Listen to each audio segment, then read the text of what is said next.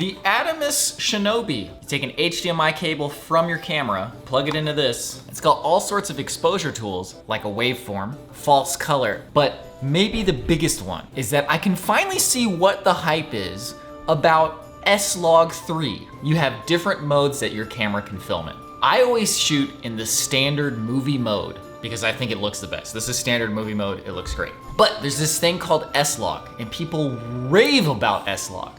But you have to take that S-Log footage and then put it in your computer and do stuff to it before it looks any good. The problem is that when you're actually filming, you can't see what the final product looks like. What you're looking at right now is what I see on the camera screen. So you're supposed to use something called a LUT, and then you put it on top of the video file, and then it makes it look like this. What this monitor lets you do is take that file and put it on top of the video file in real time, so I can actually see what it's supposed to look like. I have never been able to get S-Log footage to look good because I've never known how to expose it. But with this, I can use false color and then actually get the exposure right because it tells me exactly what my skin tones are, and I'm like, oh, okay, they look right, great. So right now, this is S-Log. Presumably, we're gonna see more detail in the window and the light, but while still maintaining a good exposure here. But is that actually the case? I don't know yet. Let's shoot back in standard movie mode. This is back in standard movie mode. How does it look different? Does it look different? It's probably more contrasty. But what's the detail level up here and back there? I don't know. But what sparked all this in the first place? Let me show you. When we were filming on Manitou Island, the first day, it was really cloudy and really bright. There's a very particular shot of Brian walking towards me while I'm holding the Steadicam. On the camera, the metering thing that we talked about the other day was at +1, which meant that it should be too bright. But when I was looking at it, and when I look at it now, it's perfect. But actually, looking at this again, we've probably lost a lot of detail in the clouds at this exposure. So if we pull the highlights down, oh my goodness, look at that. It actually is very possible that the camera was correct, and the monitor could have helped me with this. The thing is, I can't take this monitor with me when I'm actually filming. It's too big and bulky, it just wouldn't work. At the very least, I can take this outside, do a bunch of test shots, and in real time, see what the correct exposure is on this, but then look at the camera screen to know what is the camera screen telling me when it's correct on here. Let's go do that now. If I'm in the shade, it's telling me it's 1.3 stops over. It's really overexposed there, but my face looks okay. If I went a little bit brighter, that's too bright. Okay, so if there's a bunch of zebras all over the screen, don't do it. You want no more than half of the sky zebraed. If you got rid of a few more zebras, that's still manageable too. That's still manageable too, actually. Maybe just no zebras in the sky and you're good to go.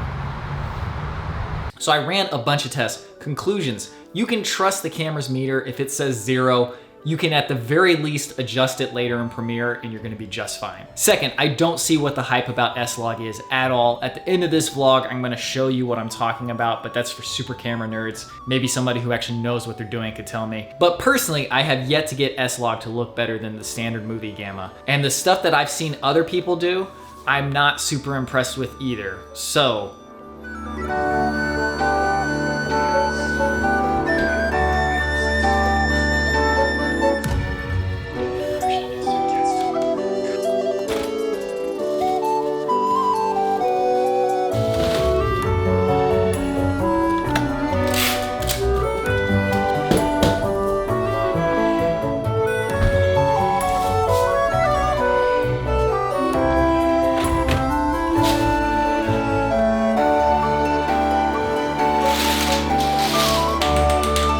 back to the vlog. Today is a music writing day. Let's get to it. Can we do it? We can do it. Let's do it. Oh! Still good. Still good.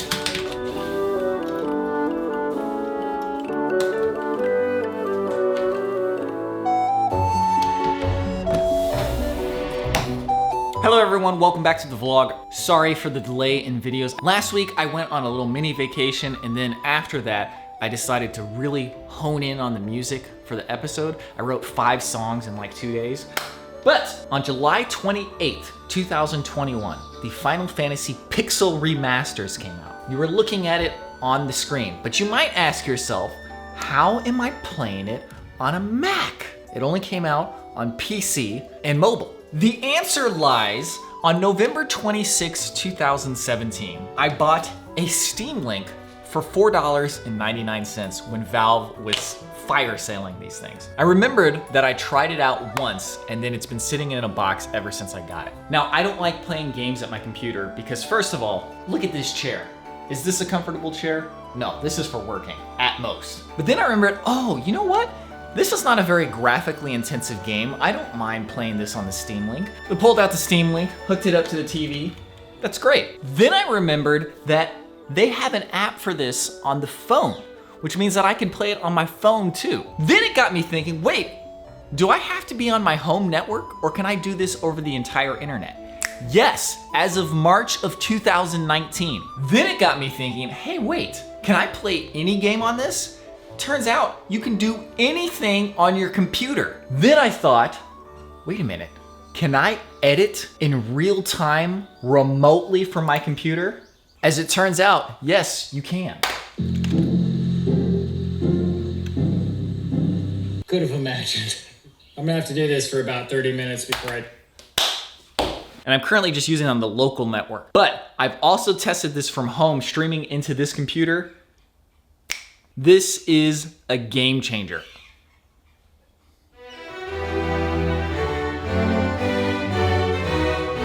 This is an absolute game changer. This means I can edit videos from anywhere as long as I have just a reasonably good internet connection and either a display to hook up to the Steam Link or just any old computer or in a super pinch, my phone.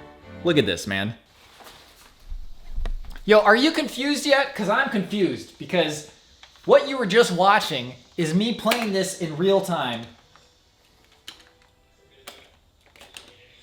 You can just edit remotely in real time. Do you know how incredible this is? This is unbelievable. I just hope the blood-sucking bugs don't all come at me at night. Now here's the thing, I have been using another app called Chrome Remote Desktop for years now. But Chrome Remote Desktop is just for transferring a file or two.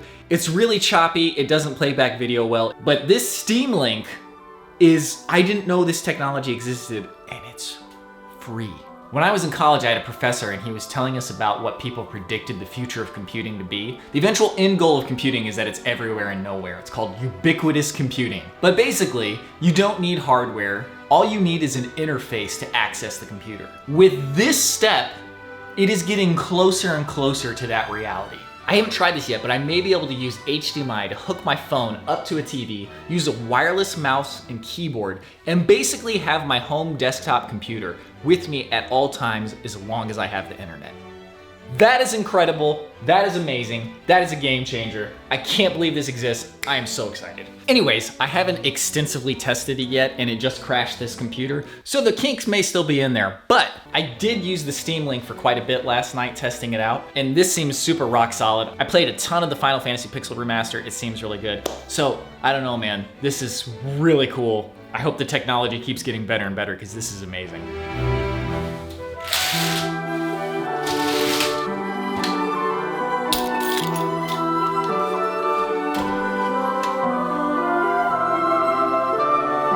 You know, I just can't get myself to properly go to the grocery store. I just keep eating Chipotle burritos. It's just like when I have stuff I want to get done, I'd rather get that done than have to go to the grocery store. It's nice when I don't have anything to do, then going to the grocery store is fine. Unfortunately, I can't put the hunger off the same way I can put grocery shopping off. So I gotta eat something. That is for darn sure. Woo! Okay. Burrito time, baby! And YouTube time. Okay, and that brings today's vlog to a close. We will start next episode with footage from my vacation. And if you're a super camera nerd, stay tuned to the end. I'm gonna show you some S-Log stuff. Maybe you can help me even. But thank you as always for watching. I'll see you in the next one.